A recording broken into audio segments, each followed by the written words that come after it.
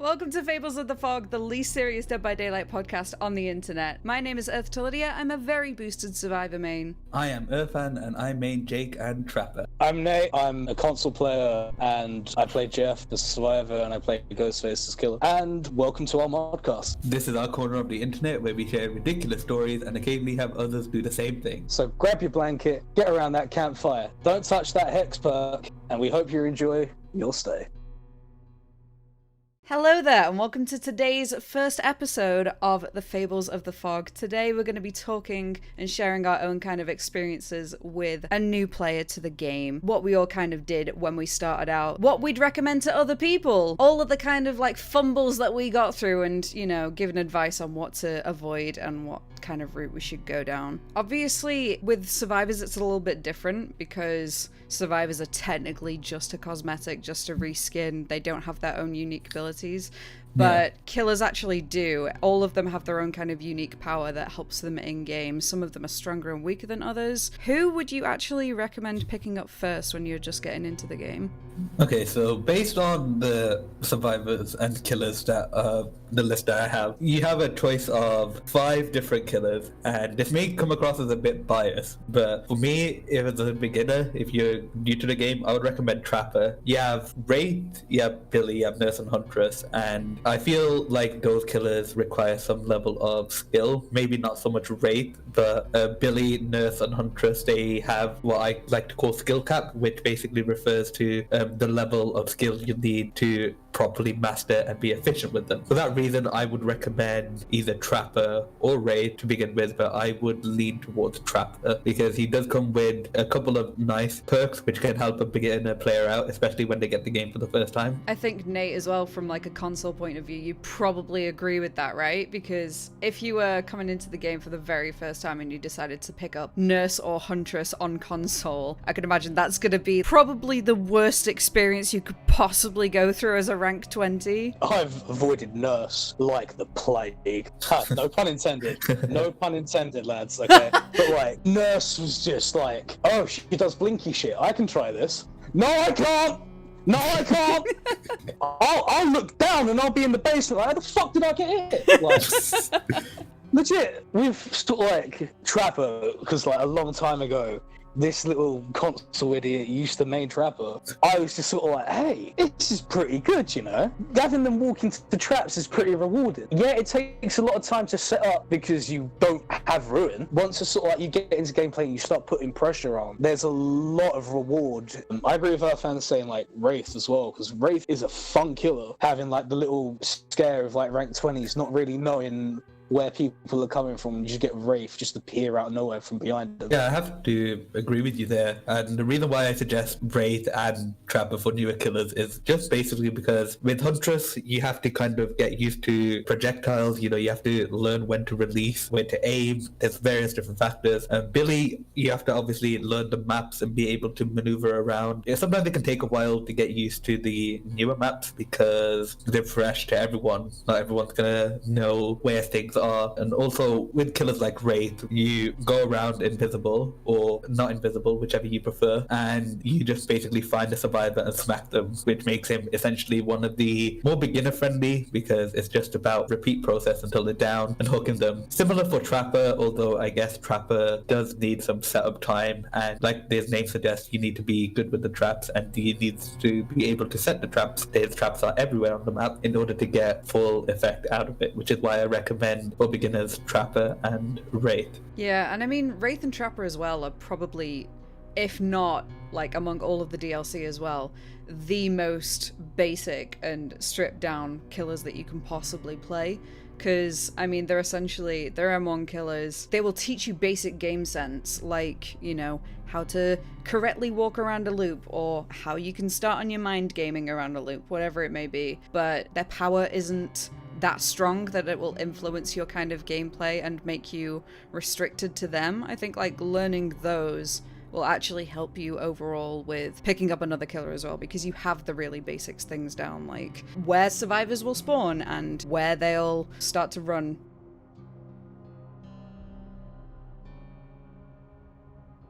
Yeah, of course there's other characters which you would have to pay for the DLCs in order to gain access to them. For example, if you had this character, I would recommend starting off with him, but Michael Myers is really good. You find a survivor, you stalk them. If they're not paying attention, you can build your power up, which in turn makes you stronger and puts the survivors more at risk. And Michael Myers also comes with an ability where he can insta-down, if providing he gets enough stalk off of the survivors. I do love Myers. He's still like one of my favorites. Yeah, I have to agree. Also, him with like the fear factor, one of the killers that survivors are genuinely scared to go up against, because you could think that you're completely safe and he could just pop out of nowhere and just slice you up effortlessly. And then obviously, sort of like as you carry on playing the game, you're obviously going to like find out what playstyle you like more. With like Myers, it's more of a sneaky playstyle at the start, and then more of like a normal playstyle as you get into it. With people like Wraith, it's the same sort of thing. And like you've got Ghostface that can turn his visibility on and off at will and use that for great mind games. And it's just sort of like trying to figure out what's best for you as a player. What Fanta said earlier about learning the maps, especially with console, our bindings for steering as Billy are like the analog sticks. So trying to turn with analog sticks could be quite annoying. Whilst you guys have got like WASD, you've got other things that you can bind keys to when you play Billy.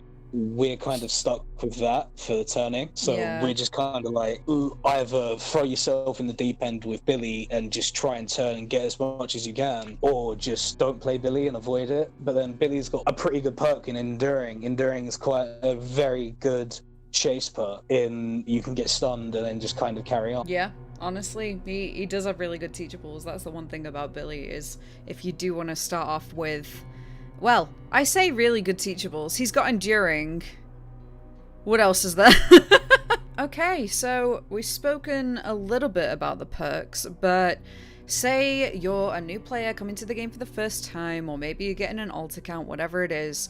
If you are going into the game freshly, complete baby account, nothing at hand, what would you say are the best non-teachable perks to get in the game? Now, non-teachable perks, by the way, for anybody listening that doesn't know, are perks that will appear in your blood webs as you're leveling up killers or survivors, whatever it may be, but they do not require you to unlock them from whatever character they come with. They are just in the base game. They're available on everybody at all levels. So I think probably some of the best non-teachables for killers, in my opinion, are probably Whispers. Like, that's a solid one on pretty much every killer in the game, I think. And Bitter Murmur, I think, is really solid as well. Like, I know probably people are going to be like, oh, why run Bitter Murmur when barbecue's better? It's basically, when you're starting out and you're brand new to the game, it kind of does the opposite of barbecue. So barbecue, like, rewards you for already doing well and gives you the auras of other survivors. Bitter Murmur will give you the auras of survivors when they're doing better. So I think on the right killers, Bitter Murmur is one of the perks that's right up there for me. That, and also, as you said, these are non-teachables. So everyone is going, oh, barbecue is better. Shut up, these are non-teachables. Listen to the girl. Yeah, I'm gonna have to agree with you on that, Lydia. I agree. Whispers, for me as a killer, who's put a lot of time into killer, I find Whispers to be really good. For a newer player, it can be really important. However, you need to be mindful that you need to also apply it in the right way. What I mean by that is, it's all good having a perk such as Whispers, which tells you when a survivor is within 32 meters, but a couple things you need to know. Whispers is active when you hook a survivor. It doesn't turn off. So you don't want to loiter around the hook, allowing survivors to do other things. Also, another way you don't want to apply it is by when the perk is on. You don't want to search the area until you find someone. What you want to do as a killer, you want to comb the map, and you will eventually find a survivor probably is doing a generator, and that's when you want to use the other perk Whispers. What I like to use Whispers for is basically to help me find the first and the last survivor. If I ever get in a situation where I close the hatch and start the endgame collapse, Whispers will help me locate them, and it will tell me which door they're going towards. And also whispers to begin the match, get a rough idea of the area that the survivors spawned in. And also Bitter Murmur is a great perk because it gives you momentary tracking. Any survivor that's within a specific radius of the completed generator, you'll know where they are, so it kind of gives you location. If they walk off in a certain way, you can just go in that direction as well. I would also like to recommend as well for newer players Sloppy Butcher, because if you can get that first hit to begin with, a lot of survivors would feel scared and they will either get off the generator if they hear killers coming if they're injured, or just not do any actions until they're healed. So Sloppy Butcher, you smack a survivor with your basic attack, they will get the mangle status effect, which basically means that it takes longer for them to heal. Right. I'm going to be the complete opposite. I agree that like I can respect that people use whispers quite well, but like, it annoys the fuck out of me. It really does. I'm like, I can see them. You don't need to whisper sweet nothings into my ear, mate. This is where Nate's like, my favourite non-teachables are Iron Grasp and Monstrous Shrine. Okay, one of them's halfway there, and also, can I just say, I've just realised non-teachables are pretty much the leather-faced starter kit. Like, you've got Kind of. insidious Noed. Whoa. So personally, I'd say like Sloppy Butcher, as Fanta said.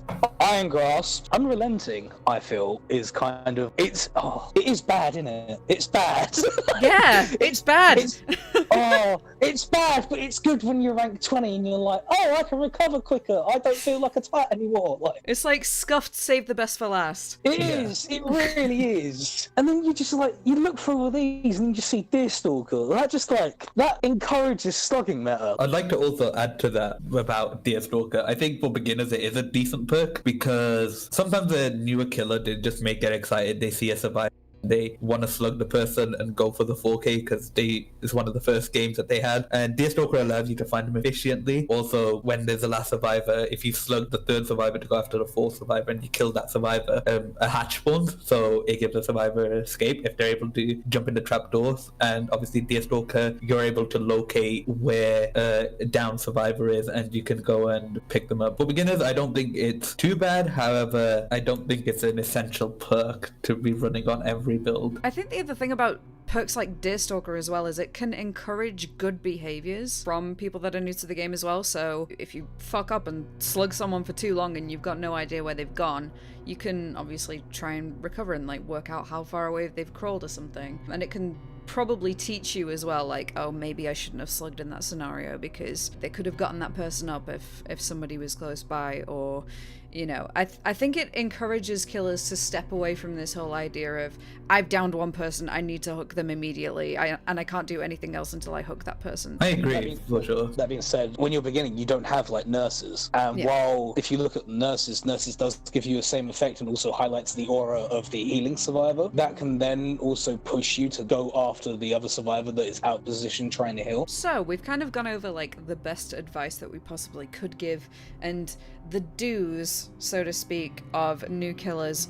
We could talk a little bit about the don'ts, so perks that you should probably stray away from. I think my number one for me is going to be, of all of the non-teachables, stay away from Noed. Like, people that are new to the game, stay away from Noed. I understand that for a lot of people it's going to be helpful and it's a little bit of a crutch for when your game goes to shit and helps you recover a little bit, but if you learn with Noed, I feel like it's going to encourage you to keep on playing with Noed, and it's very easy to kind of become reliant on a perk. And therefore, once you branch out into other killers and branch out into the teachables, if you keep on running Noed every time, it's stopping you from creating good habits like creating more gen pressure, or to just generally slow them down, or other things as well, like how to deal with the end game, because instead you can just one hit down everyone and that's it. It's a game-winning perk for you. So I'd actively encourage people to try and stay away from a perk like that. Do you guys have any others as well that you think are probably best kept out of your perk selection. Yeah, I have a couple on that list, but I want to touch quickly on where your point was about Noed. And I have to agree. I do understand that for newer players, it can be kind of appealing to run on a perk because obviously it takes 2 hits depending upon a killer you're playing to down a survivor. I can understand that, but like Lydia said, I wouldn't run the perk maybe as like a one-off, or if you're learning the killer, then maybe run the perk. Killers like Billy, for example, don't need it because they have a chainsaw, and if you're used to a chainsaw and you can down people with a chainsaw, you don't really need to run no end. But maybe if like I could understand the appeal if you're completely new to a killer. A couple other perks that I would suggest steering away from on that list. Obviously, you have Insidious. As someone who's played killer for many hours, one thing that you want to do is go around the map and you want to apply pressure. Insidious requires you to stand completely still. For example, hook down a survivor, you hook a survivor and you use Insidious and hide out of sight and wait for someone to come over. Sure, survivors may get startled, but again, if survivors are efficient or if a survivor running a perk called Kindred, survivors will know you're there, and if they're smart, they will go and continue to work on the generators, especially if a survivor's like, hey, the killer's right here. It does make Insidious camping or using the perk Insidious in general not really much use. And the other perk that I do want to pick out that I don't really recommend to run is Monstrous Shrine. Now the reason for this is because this perk obviously relies upon hooking people in the basement. If you're hooking people in the basement frequently, then great, you will get a decent value from this. However, if you're not around the basement or if you're not hooking people in the basement, this perk is a complete waste. For me, Noed, Insidious, Monstrous Shrine, the 3 killer non-teachable perks you really want to stay away from. I kind of agree with that. Monstrous Shrine is just shit. I'm going to keep it blatant a little bit. Monstrous Shrine, no one runs it unless you're playing basement Leatherface and you've got the fuck who else to run. Don't run Thrill of the Hunt. Just a waste of time. It honestly is. You get extra points for it. Cool. Well done. That's broken. You've wasted a perk slot. Noed, as Lydia said. But Lydia didn't go to the fact that if you have another perk, that means that you've got a perk to work with. This perk doesn't start until end game. You're still working with 3 perks until you get to the end. And then that perk gets broken in 2 seconds. You're fucked. Honestly, your plan's gone out the window. You got fucking 4 survivors teabagging you at the exit gate because you fucked up. And also another note, with using the perk Noed, but 5 dog totems spawn on the map. If survivors cleanse all the totems, you're officially down a perk. And even if it does get to end game, then your Noed won't proc. The other thing I'd say as well, and this I think applies to survivors too, is when you're bringing in perks that revolve around endgame or only activate in endgame, then you're preparing solely for endgame. And I think as a killer, the one thing that you want to do is try to make that so it's not going to happen, that it's not possible. You want to bring in perks instead that are going to prevent endgame from becoming a scenario. You want as many of the gens to be shut down as humanly possible and you to get kills before they power up the exit gates. But for survivors, I'd say bring in perks that are going to help you get to endgame rather than bringing in perks that are going to help you at the very end once all of the gens are done. But that's just my personal opinion on that. I don't know if you guys would agree with it. Well, I would disagree slightly. I think running 1 late game perk is acceptable in the build. There are a few out there. I do agree with you saying that you shouldn't have an entire build rely upon for it to get to the end of the game. 1's fine in my opinion. If you're running more than 2, 3 or 4, then possibly address your build. But 1 end game perk in case like you get to the end of the game may be useful. Yeah, I mean, if you look at perks that do require endgame, like wake up is useless until the doors are powered. You get no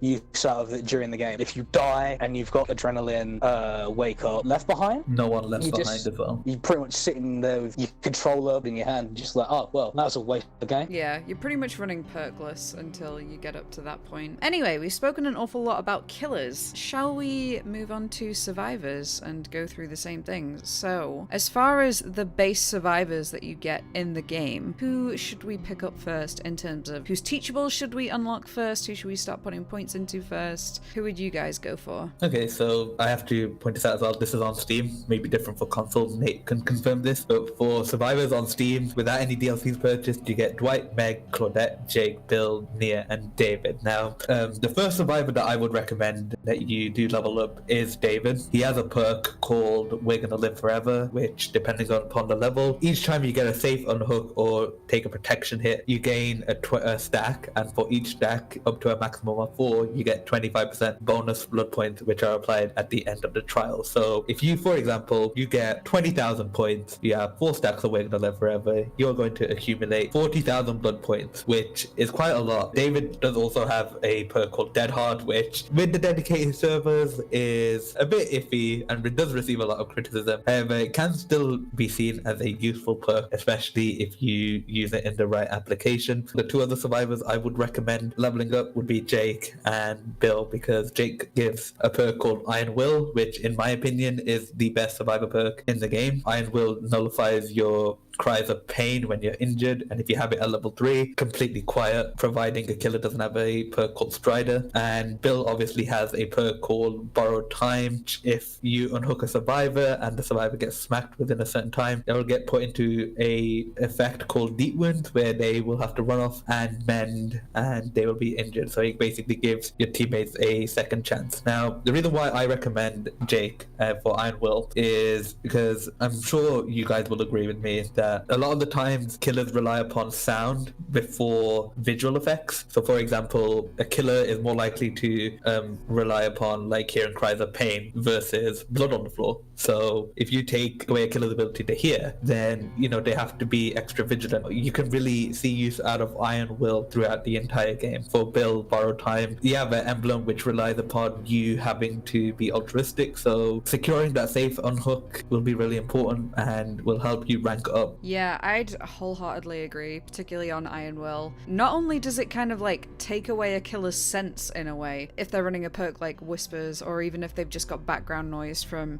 certain maps, dependent on what's going on in the map, you could be completely rendered silent, and even it's going to be really difficult for the killer to try and find you when they've got other noises that are overtaking the sound of your breathing or pain or whatever it is. And the other good thing that I think that Bill has going for him as well is he's got an amazing second chance perk called Unbreakable, which you're not going to be able to pull off every single game, but it's definitely one of those perks where you are able to pull it off, it can be completely game changing. It can take it from a full kill to absolutely everybody escaping, or alternatively, even if you can't pick yourself up off the floor, it still lets you recover a lot faster. So if a survivor's running over to you and they're like mid-chase or anything, you could have yourself completely 99'd and they only have to tap you, and then both of you can get up and run in different directions. As far as other base survivors in the game, I'd probably say that Meg is another really good one when you're starting out, because she has Sprint Burst and Adrenaline. I, as somebody who's played the game a little bit more and is now confident with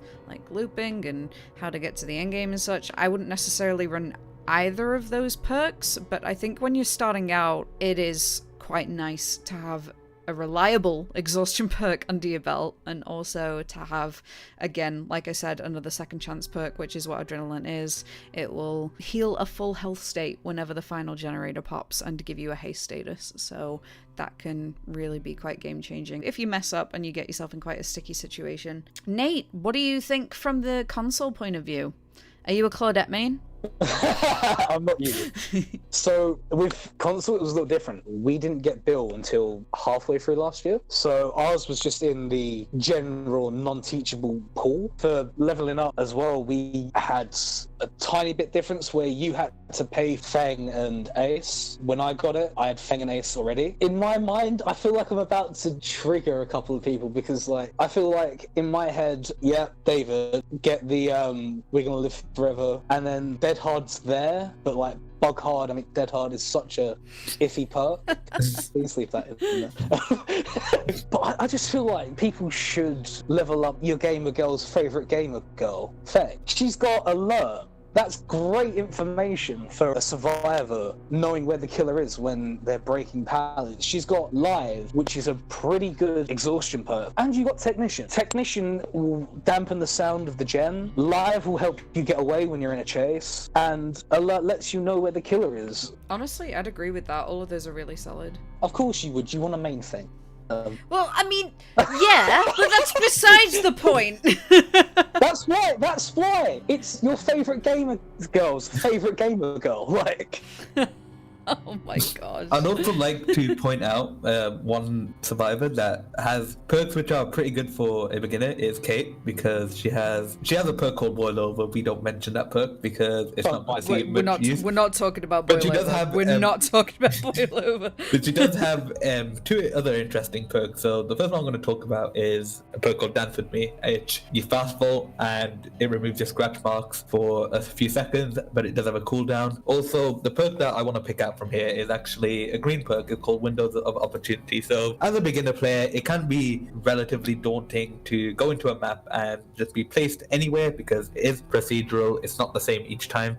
But it can be really daunting to be on a map and be like, hey, where do I go? However, with Windows of Opportunity, I think when you're within 28 meters of a pallet or window, the auras are revealed to you. Yeah, I mean, it's always good when a new map comes out as well, because nobody's going to know the loops at that point, especially if it's an indoor one. Yeah, exactly. Windows, in my opinion, will serve the purpose for all types of players, whether you're completely new or you have many hours in the game. Windows will always be one of those reliable perks. Non-teachable perks for survivors now. There are actually so many good non-teachable perks for survivors in the game. You could make a solid build purely out of non-teachables. Like Hope, for example, it is an endgame perk, so it's probably not ideal to run straight away, but once you like get comfortable getting through all the gens and everything, Hope is a really good one. Kindred as well is absolutely solid, because especially if you're playing in solo queue, if you get hooked, everybody else on the map is going to be able to see each other's aura, and they're going to be able to see the aura of the killer when they stand within a certain radius of hook as well. If we're going off top threes here, yeah, in these non-teachables, resilience is just so good. It makes you faster at pretty much every single action in the game when you're injured, as we've already established. Being injured isn't the worst thing in the world, especially when you've got Iron Will. So I really like those 3 perks. Yeah, I have to agree.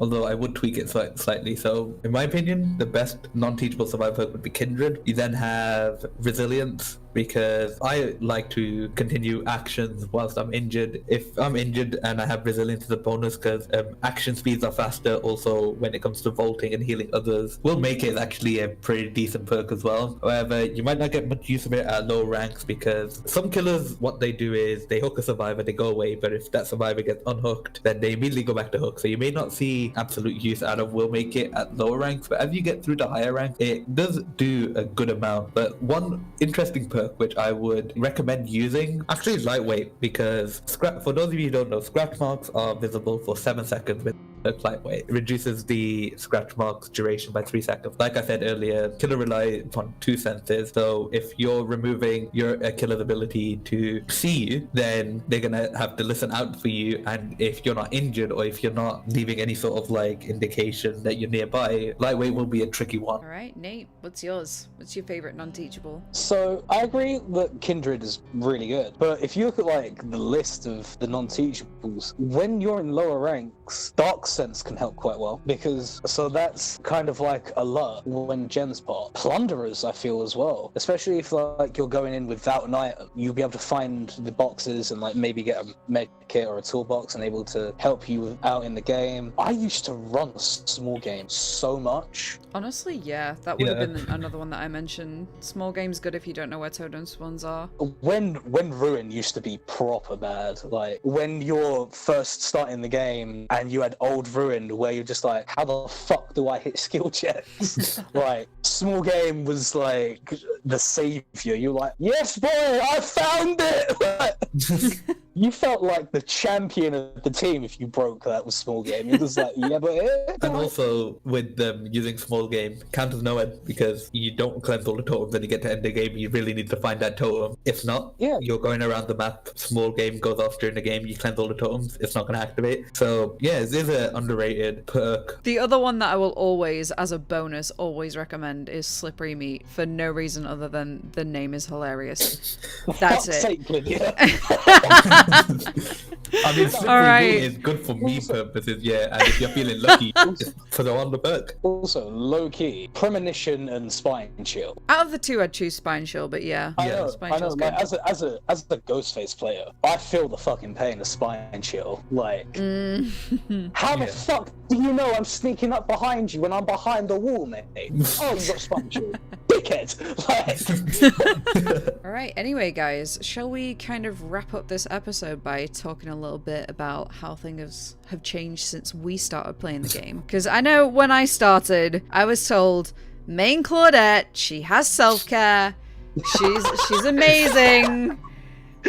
Oh yeah, And we then all now went through that phase where like Claudette was like the Lord and Savior, because heaven help we get smacked, we can just run off in a corner and we can self-care and we'll be back to like full strength. Well, the thing is, back then as well, self-caring took absolutely no time whatsoever. It was done in a couple of seconds, but Yeah. I mean, now they've reworked healing in general, and self-care has taken a massive nerf because of it. Yeah. So now, personally, I'd never recommend anyone maining Claudette for self-care. I really wouldn't. the person that hates self-care the most spoke about self-care first. Like, Yeah. that's Yeah. like, if you ever watch Lydia's stream, she's like, stop self-caring!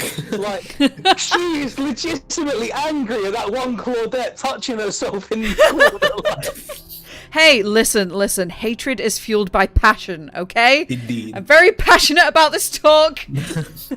But also, the only time that I will recommend using Claudette is if you are trying your best to hide. Obviously, female character models do provide their own sort of advantage because they're shorter than the male characters, so they're able to hide better. But honestly, stay away from Claudette. You just need to remember, survivors are skins. You can main whoever you want. As long as you have a build which accommodates for each emblem in the game, then you should be good. So what was the game like when you started playing Fanta? Who did everybody tell you to play first, and what was the reasoning? Oh, I was blinded by the love everyone had for Claudette, because everyone was like, oh, Yep. self-care. When I played the game, like literally the Hag and Ace were the newest characters. So 7 survivors, 6 killers. Obviously the meta back then was different because obviously healing wasn't as slow as it was. You had things like double pallet tiles and people used to like basically pallet camp. One of the common perk loadouts that I used to see a lot for killers was basically brutal strength, iron grasp, agitation, and deerstalker, because hook sabotaging was permanent. People would just play Jake, ironically, because Jake had the sabotage perk, in turn create a kind of power struggle because killers either slugged and just let survivors bleed out on the floor, or they would run iron grasp and agitation. Interesting point actually, now that I mention it. Iron grasp used to be different. Back then, you had the wiggle effect by 75%, but it also took 75% longer to actually wiggle out, so it probably took you a good 27 seconds to wiggle out. No way. Yeah. People used to run Iron Grasp and Agitation for that reason. And also you have to consider Bill wasn't around at the time, so Unbreakable wasn't a thing. That meant that when all survivors were down, they had to literally rely upon Kobeing off the hook. But yeah, Sabotage meta was a brutal time to be a part of the game. I don't know how I managed to live through that. If there's one thing I do miss, it's Trapper's old setting animation. I just miss it. It's very minor, but I'll miss it. Gone but not forgotten is all I can say to that. F in the chat, boys. Indeed. Nate, what about you? What did you, or who did you first play when you started playing the game? right, so you've got this guy that watches one video on DVD and goes, yeah, well, that's a game that I want to play. Instantly just looks and goes, who looks the most emo? Relatable. No, like I Me. did. Like I the first 2 things that I did after I played for like a day or two was go back on the PlayStation store, saw there was a sale, bought the head case and put on the fucking emo Nia hair, and I was like, yes, you got like the emo Nia hair with like the scene look, Day of the Dead Skull shirt, and I was like, that's me from now on. That's my game. And to be fair, to this day, that head has not changed. I will still rep emo Nia, but just this time it's just with the red leather jacket. So I like how me and Fanta are like, yeah, we'll buy into this whole self-care is S tier, heal yourself in like 20 seconds flat. Nate's like, nah, I want to be an emo in game. I will urban evade to my death. I do, and I did. I urban evaded and I used bounce land. Fucking fight me. Like, I think one thing we can all agree is that we did have that phase where we were just scared and we just wanted to stay at the killer site. We were scared of being chased, and because we just knew that we weren't going to last very long. But yeah, obviously that's changed. Probably for the better, because I would probably not be playing this game if I knew that every time I was going into game, I would have 3 other teammates that would just crouch around and not do a generator as I'm I'm being chased. We're creating a new legion of Blendettes right now. I can feel it. I'm gonna go on DVD in like 20 minutes after we're done with this, and you get a full lobby of Blendettes, and I'm gonna have to Mori all of them. I really am. I really am. Also, if you level up Nia, she's got urban evasion. Crouch around to your heart's content, love. There we go. Is this too late to put a disclaimer in the podcast? Because if it's not, Please I would don't like to play say Blendette. yes. Please do not play Claudette. I feel like that's just subliminal messaging throughout this entire episode. Is just don't play Blendette, do not play Claudette. Just every 10 minutes. Do you guys know that the actual chance of getting an Ebony Mori when there's at least 2 Claudettes on the enemy team goes up by like 50%? Yes, and all of it is me. All of it is me. I see 2 Claudettes, right? You're getting worried. I see 2 Megs. You're getting worried. I see 2 Jakes. You're getting worried, right? The only acceptable combinations are 2 Kates, 2 Jeffs, and 2 Ashes if you really want to put yourself through it, but you better not run Oh no, but think of that lobby. Think of that lobby. Look who's shitting in the alright tall grass. Anyway, guys, we will wrap it up there for today.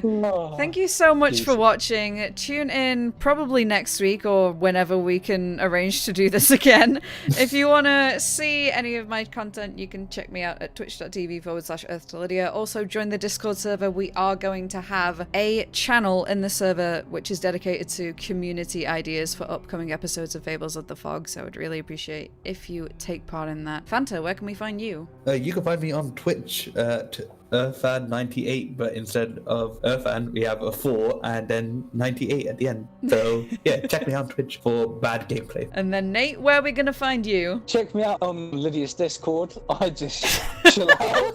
No, I'm serious. I'm serious. All I do is like chill out in Lydia's Discord. I mod for her, so I just kind of do my job and love it there. And on Thursdays now, I'm doing a talk in general chat. So if you've got any questions or anything, feel free to come along and have a nice little discussion with me about all the stuff that you've heard here today and all the stuff that you want to be heard. But please don't talk to me about Blender. I will kick you out, please. What about OnlyFans? No, I'm kidding. And May has an OnlyFans, by the way. Be sure to support it. No, I don't. Please don't. OnlyFans in the description for May. Please don't. I'm gonna say thank you again to everybody for watching. Bye. Bye.